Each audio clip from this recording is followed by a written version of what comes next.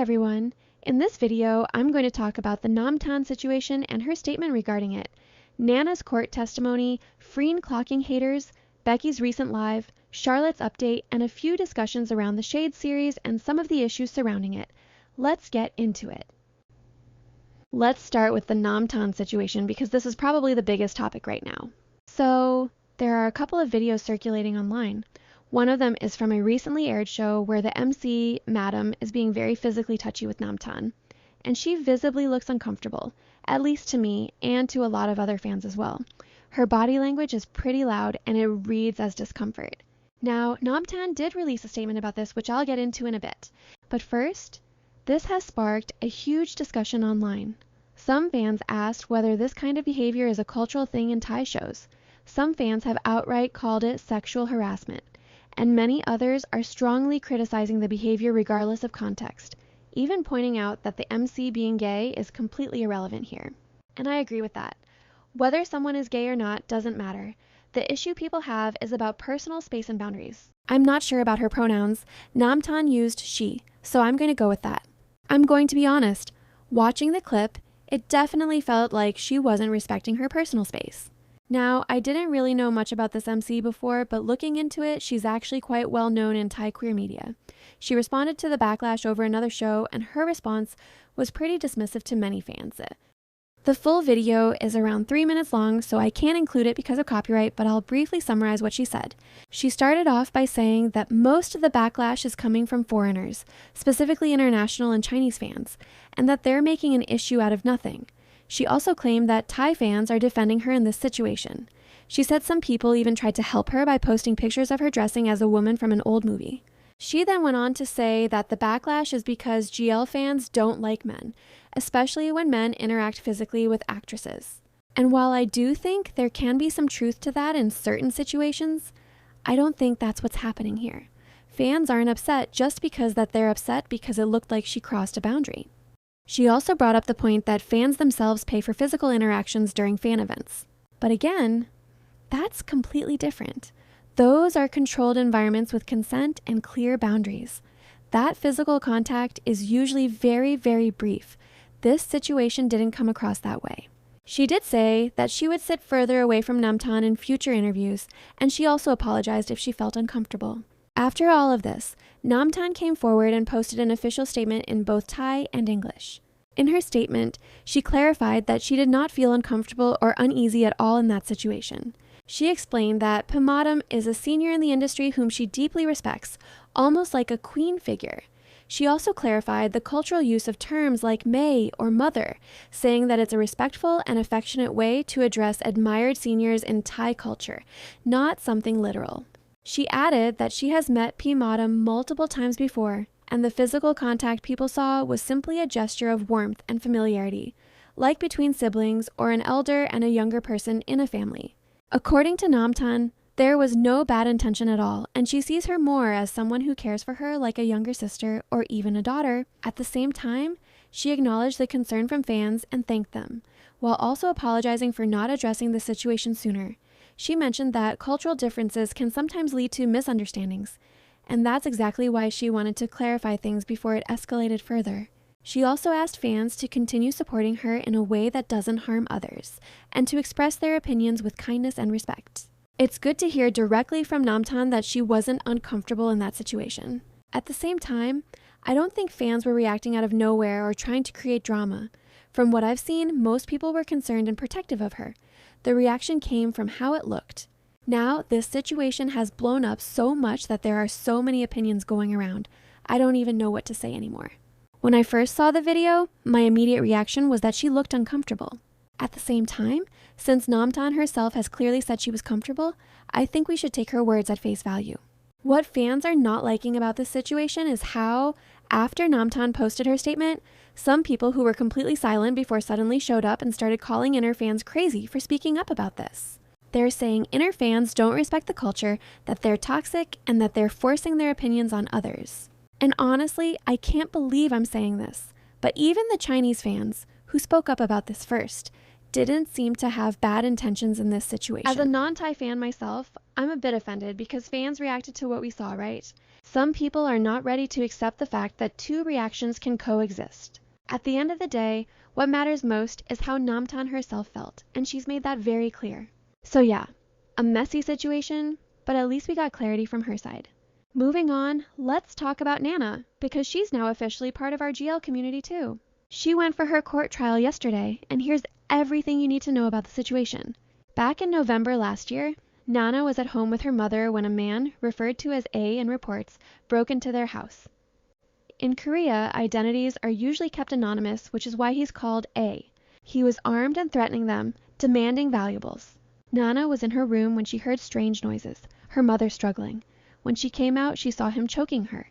At that point, Nana reacted purely on instinct. She tried to pull him away from her mom and also attempted to take the weapon from him. This turned into a physical fight between her and the intruder, a man in his 30s who had broken in with the intent to rob them. In the end, Nana and her mother managed to overpower him themselves. She held him down until the police arrived and they handed him over. Now here is the twist. Instead of just accepting his charges, the intruder filed a complaint against Nana and sued her instead. He claimed Nana tried to unalive him and she committed serious assault. Police reviewed this again and said, nope, it's still a case of self-defense. So they didn't send Nana's case to prosecutors.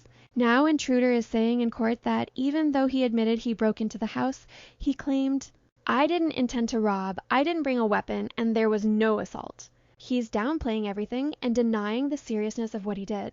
I also remember that last month, Nana and her mother both refused to testify in the second trial of this case. And of course, that led to mixed reactions online. Some people understood her decision. They felt like she simply didn't want to face that man again, which is completely valid. But others really downplayed her trauma. There were comments like, she wasn't raped or anything, so it shouldn't be that hard, that by not testifying, she's setting a bad example for other victims. Even went as far as accusing her of using the incident for attention. And that kind of thinking is very problematic. You don't get to decide how traumatizing an experience is for someone else. This was a violent home invasion. She saw her mother being choked. She had to physically fight an armed intruder. Just because she showed strength in the moment doesn't mean she's not affected by it afterward. This person don't know how court works. Testifying isn't just telling a story once. It means repeating the experience in detail, facing the person who attacked you, being questioned, sometimes challenged. Your experience get doubted, you relive the moment under some heavy pressure. And that's exactly what happened with Nana yesterday. Before going into court, Nana said she was so nervous she had to take a sedative. She planned to stay calm and tell the truth. She called intruder claims absurd and ironic. She said, it's absurd.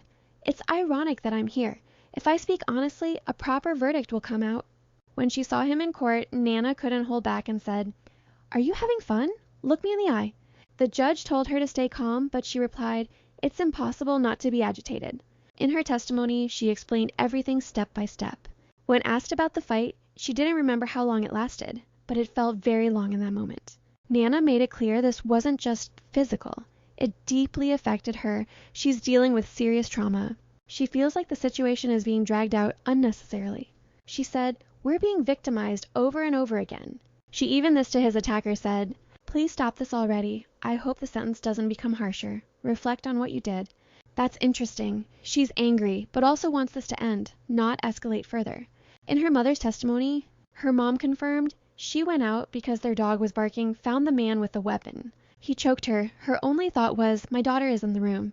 During this, Nana started crying in courtroom. After the trial, Nana posted online saying, she hopes the attacker faces consequences for his crimes. Use the phrase, you reap what you sow. If you do bad things, you will eventually face the consequences. So yeah, this is everything that happened with Nana yesterday. It was really very brave of her to go and testify against that man. Hopefully, he receives the punishment he deserves for his actions. I'll keep you guys updated on this case as more information comes out. Freen and Becky both went live separately recently, and Freen in particular addressed something pretty directly. She called out people who hide behind anonymous profiles to spread negativity online. She pointed out how bold some of these accounts are, people with no face, no identity, yet they still feel comfortable leaving hateful comments and making up things about her.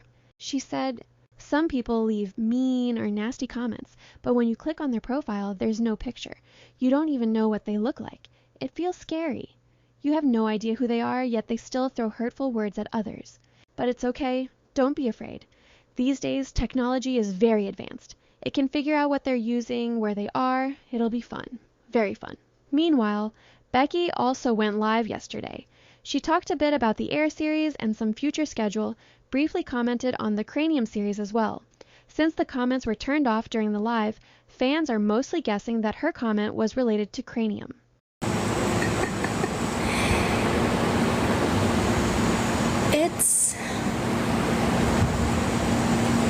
It's there, I guess, but it's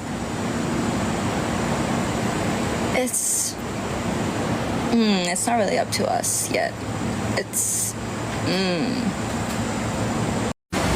I saw you guys asking why we don't speak English. Honestly, it was one of my questions as well, and we were going to speak English, but I don't know what happened. But there's a little bit of English speaking. But yeah, the kingdom isn't from Thailand, but as a princess, she loves languages, she loves to learn. So it might not be like perfect Thai, but it's like, how do you say it? It's like she knows Thai, but it's not like perfect Thai. I don't know how to explain it, but it's one of my questions as well. Yeah. As for Air, some fans do have concerns that it might not be good, and they're even wondering if it will turn out like The Loyal Pin. But first, I think we need to stop acting like The Loyal Pin was a bad series. 2 years ago, when it was released in collaboration with the Thai government, it was the best GL productions we had at the time. It set a standard back then. Of course, now more shows have come out, so people are comparing it and criticizing it more, but at least for me, I would still rewatch it. I do think it was a bit too long, and that's probably its main issue. They could have easily cut a few parts and made it tighter, and it would have been even better.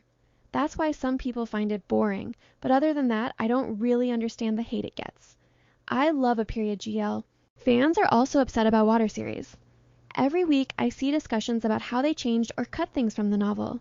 From what I've seen, they made the parents divorced, added a stepsister storyline, and cut a lot of the cousin scenes and their role in Appo's love story with Lada. And that's disappointing because the cousins' fun and silly moments are actually one of the most enjoyable parts of the story. I think Water started off really strong. The first 2 weeks were really fun to watch. But then it slowly became very emotional in the later episodes. It got heavy and pretty sad. And this slow burn romance became too slow for me, especially when you remember there are only 8 episodes. I just want to see their happy girlfriend phase already. I feels like we need that to recover from all the emotional stress. The good news is the cousins are coming back this week, so we still have something to look forward to. Also, the screenwriter came forward with a statement asking fans not to worry about Air series. She mentioned that she worked on The Loyal Pin before and is also involved in the 4 Elements series, except for Water, which again led to criticism toward MGI for not bringing her for that part as well. On top of that, we also got Freen's first look as Irene from the set of Witch of Siam. Charlotte was also on a live and shared quite a lot. She mentioned that she doesn't have much work right now and that she's currently focusing on healing and taking care of herself. She said, "Since I don't have work right now, I can live my life like this. I feel like I'm truly living my life now. I feel like it's okay not to have work at the moment. At least I've regained a part of my life. I can do whatever I want, eat whatever I want, and go wherever I want. My schedule isn't as tight anymore. Also, now that I have time, I feel like I've been able to reconnect with myself. I think there's something good in that too, because before I was working so much that I ended up forgetting what I wanted to do, what I wanted to eat, where I wanted to go, or even how I was feeling. Now, I feel like I'm floating like this feeling was missing for the past 2 or 3 years." Moving on to shows I watched last week, the best episode for me was definitely Hometown Romance. Sonya was especially amazing in that episode. I really loved them, and Sonya also celebrated her 27th birthday. TKNur even brought out a birthday cake for her. They are really serving fans with these moments. They also did a bike challenge and shared some really cute moments. Girls Rule also had a fun and emotional episode. I'm really excited for Sasha and Bambi, even though I don't think they're actually going to kiss or anything like that, but I'm still excited. Finally, we are going to get Sasha and Bambi back. And finally, Shades aired its first episode, and it was really good. From the background score, production, acting, to writing, everything felt top tier. The first episode was more of a setup, introducing characters and couples. Some characters haven't even been properly introduced yet, but the vibe is already there. It's giving friendly rivalry energy, and from episode 1, my favorite couple is definitely Jane and Nano, although Nano is a bully, which is probably why I feel like it's giving friendly rivalry. The only downside for me is the platform they chose for this show. It's on True Visions, and I struggled with it. I downloaded it and tried to sign up, only to realize I couldn't log in without a Thailand number or ID. The platform is basically Thailand exclusive. Because of that, I feel like this show is unfortunately going to suffer from piracy. And I'm not proud of it, but I did end up watching a poorly subtitled pirated version because of strong FOMO. Even though I loved the first episode, I don't think I'll continue watching it that way. I'd rather wait until June 6th to watch the uncut version on official channels. It will be worth the wait. Trust me if you are planning to watch it. And that's all for today. Thanks for watching.